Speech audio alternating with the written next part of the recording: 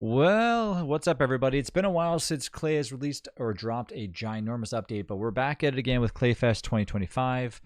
This is kind of, every year they have the Clayfest 2020, whatever it is, and then they go through the process of releasing some awesome content, in game stuff, and then, of course, a trailer, new stuff for the games, plus all other games that are usually involved into Clay's repertoire of games.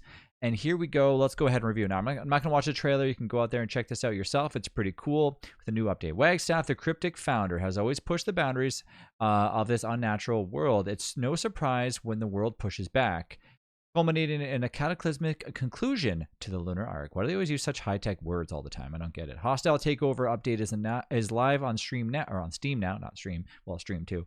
The console release has been delayed about a week. Of course, that's normal. There's more details when we get to them. New boss and conclusions to the lunar quest line, which is pretty nice because obviously that kind of puts a big conclusion in there and a big finale. Wandering Trader, pretty awesome. I think we've seen this in the beta if you watched any of the beta videos. Ocean drowning quality of life, structure alignment options, new controller scheme options.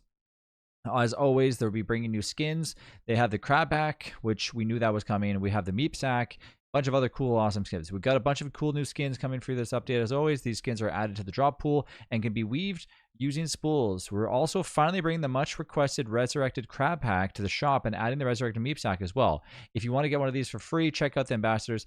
So the interesting thing is these were purchasable things, meaning you would have to buy like whatever these like plushies were to get these, and now they're no longer exclusive, which is pretty nice.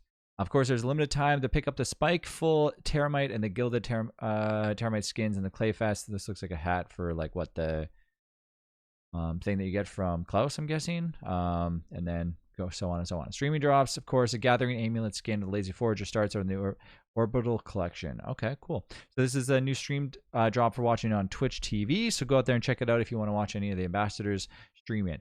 Of course, Clayfest features all the cool new stuff, a free game update. I want to find out all the updates for Clay though, for the Don't Starve Together update.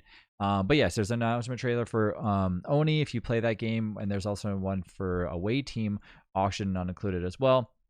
And most of and all the games are on sale. And then it says, that's it for now. Clayfest is now in full swing, but we aren't quite finished. So we wanted to give an update so you can look forward to for a little bit more hitting the beta sometime soon. So obviously we got another beta coming up very shortly after this, which is pretty nice. And then of course they're going to go on a big intermission and then so on and so on. Because they said that they want to take breaks in between so that way they're not just releasing small little updates here and there. So I guess we'll see what happens. Clay has been doing some stuff for Don't Starve Together recently. Of course, I kind of skimmed through the video a little bit. I'm not gonna like play it. I guess I could. Why not, right? But just kind of skimming through it real quick. Feel free to watch it yourself. But it looks to me like just more lunar stuff happening, which is always interesting. I mean, don't get me wrong, it's cool, but I do think that like I want to see some major shift happen in Don't Starve Together. Like I want to see something so dramatic that it's like, oh my god, I need to play the game so much now because everything has changed. Now, I don't mean changing the game entirely, but potentially maybe something out of left field would be pretty nice. But it is nice to see them finishing the story arc, which of course is what everybody's been asking for. So where the heck am I going to see all the like the changes? I guess where the heck would I find that? So this is reveal hidden content. I want to see all the game changes. I know we've seen some of the, if you go through the actual update information for the game update, I guess we can look here real quick. Additions, added Wandering Trader, a familiar face. The Grainy Transmission quest line has been added. So we know that there's a Wandering Trader. We know that the trader offers like the ability to trade stuff, which is really nice to see because that's pretty much in a lot of games as it is anyways.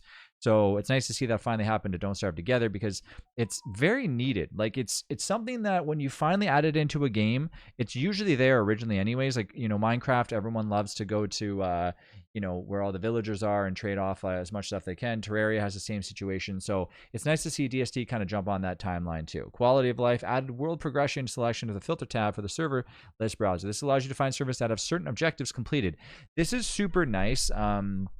Although I don't really join public service that often, but for those who do, it does tell you, hey, listen, stop with the spoilers. I don't want to play if you've already like killed a celestial champion and blah, blah, blah.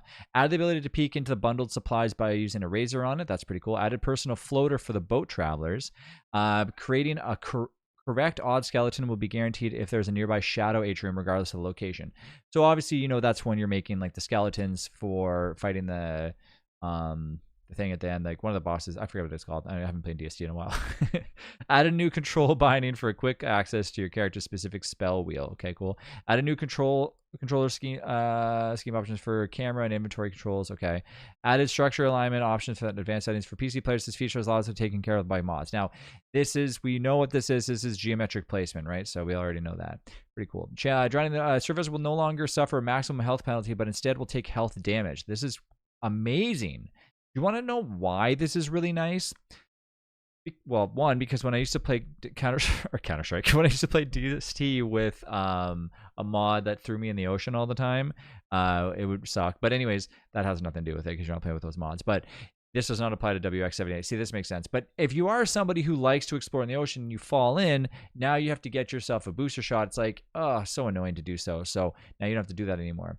Shallow ocean areas such as near the coast and the waterlogged biome will now cause fewer items to be washed out of the inventory, deal less damage to the survivor. This is really nice. Structures will no longer be blocked during placement for birds when they are taken off for landing. Freaking awesome. Shadow creatures that go invisible. That's so amazing. Oh my god, Hutch and Chester.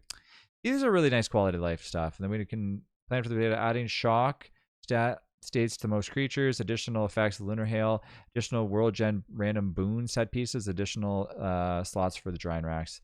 Okay, and let's see what else they added, if at all. Okay, when using the attack thing, these are just like, oh, this is before. Fixed, the drones, changes, speed up the greenie, transmission crafting speed, reduce the phasmo, the arena will now, blah, blah, blah, blah. This is just like rebalancing for certain things. Ghost should be able to pass through the arena barrier. Again, they're talking about like some arena barriers stuff. Okay, so those are the main big changes from what I can see. There might be some other stuff that I'm missing over, but pretty awesome nonetheless. Go out there, watch that trailer. Get out there, enjoy it, have fun, play some Don't Starve together, and I will see you in the next video. Thanks again for watching.